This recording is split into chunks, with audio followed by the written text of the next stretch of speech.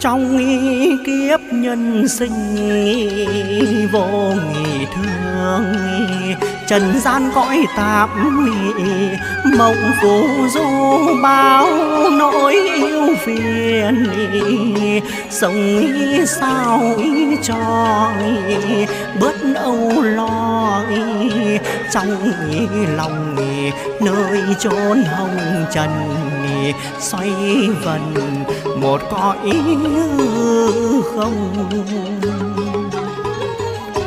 Cuộc trần ai thấu nỗi đầy vơi trăm mối tơ lòng.